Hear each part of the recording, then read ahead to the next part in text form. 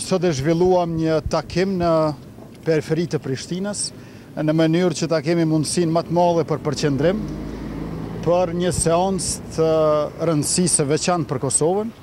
pra për seancën konstituive të Kuvendit Republikës, që do të mbohet këtë enjte, dhe gjithashtu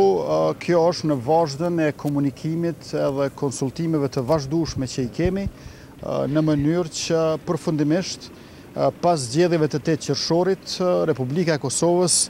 ta fitoj edhe udhëheqjen e re të parlamentit, e më pastaj edhe qeverinë e re. Pra, diskutuam se cilat do të ishin zgjidhjet më të mira për seancën e së ejtës, përkundër vendimeve të ndryshme që janë marrur gjatë javëve të fundit, e të cilat e kanë vënuar padrejtësisht edhe konstituimin e parlamentit, e kësaj edhe formimin e qeverisë re. Takimi sotëm është përgatitje për seancën e ardhshme. Mendoj që nga ana e koalicionit LDK nisma paraprak me vetëvendosjen, gjithçka është gati për seancën që vjen. Ishte edhe një konsult finale, pra jemi të gatshëm për seancën. Ne kemi shprehë papajtueshmëri për shtyrjen e seancës,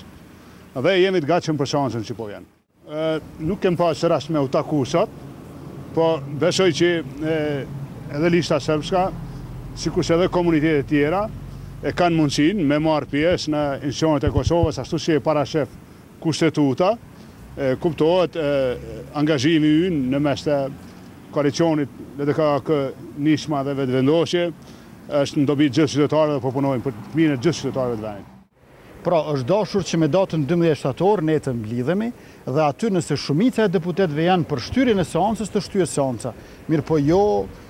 kryesuesja ceremoniale e seancës konstituive ta bëjë një shtyrje të tillë kur nuk kishin mbetur as 24 orë deri te fillimi i seancës. Ndërkaq sa i përket çështjeve të tjera politike, besoj që ato janë plotësisht të qarta dhe mendoj që të ejtën do ta kemi edhe një konfirmim të radhës se PDK-ja dhe qeverisja e pushteti i saj, i cili nuk është kufizuar tek qeveria, po është shtrirë edhe në institucionet e tjera të pavarura, madje edhe në Kuvendin e Republikës, megjithmend po merr fund.